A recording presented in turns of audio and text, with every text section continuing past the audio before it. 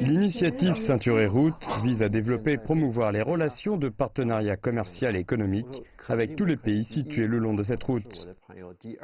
Pour la Chine, c'est la première initiative diplomatique stratégique majeure depuis le début des réformes.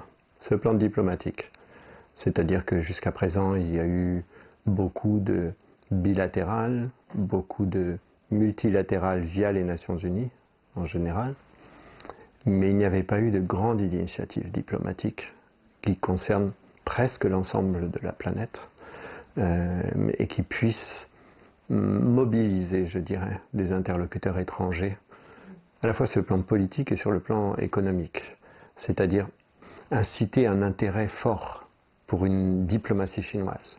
Jusqu'à présent, mais ça n'est pas un secret, la diplomatie chinoise était discrète.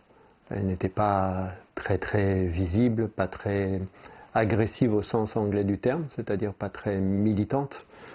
Avec l'initiative One Belt One Road, c'est devenu une diplomatie active, une diplomatie dynamique et surtout une diplomatie nouvelle.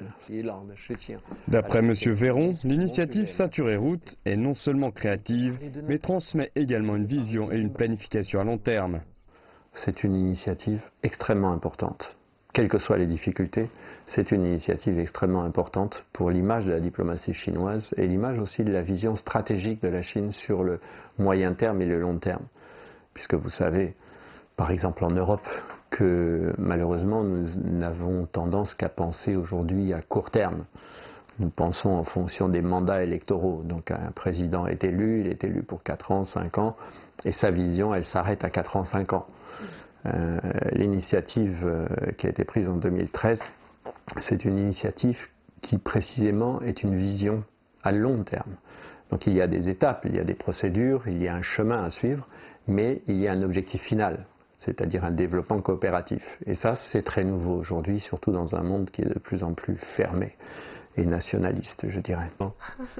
Au cours des 5 dernières années, la construction de Ceinture et Route a remporté des résultats remarquables qui ont permis non seulement de connaître une accélération très forte du développement économique et social en Chine, mais de permettre aussi à la Chine d'acquérir une grande influence dans le monde entier.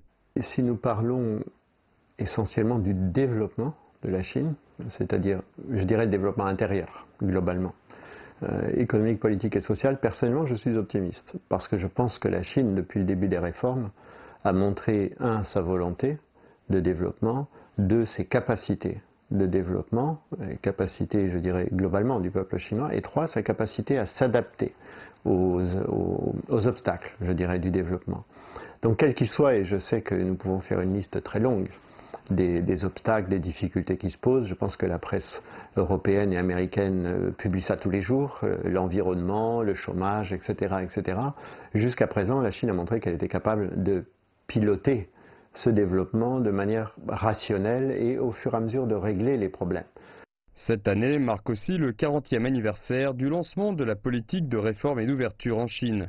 D'après M. Véron, la réforme et l'ouverture et l'initiative Ceinture et Route sont deux grandes politiques diplomatiques de la Chine qui correspondent aux besoins du développement du pays à deux époques totalement différentes. La Chine aujourd'hui, à mon sens, avec cette initiative, elle essaye de répondre aux besoins de développement intérieur via les politiques vers l'extérieur et en particulier, comme vous le savez, la réforme des entreprises d'État notamment, qui est un sujet important puisque au fond, si l'on prend aujourd'hui le développement à l'extérieur dans le cadre de l'initiative, que ce soit en Afrique, en Europe, en Asie centrale, en Asie du Sud-Est, le navire amiral, comme on dirait en français, de cette initiative, ce sont les entreprises d'État, globalement. Les grands chantiers d'infrastructures, les développements industriels, etc., ce sont des entreprises d'État. Donc, je pense que dans ce sens-là, ça répond aussi à un besoin de cette réforme des entreprises d'État, qui est de trouver des nouveaux marchés et surtout de faire de la coopération, de monter des projets collectifs avec des partenaires étrangers, en Afrique ou ailleurs, parce que je pense que les entreprises d'État ont encore besoin d'apprendre beaucoup de choses sur l'international.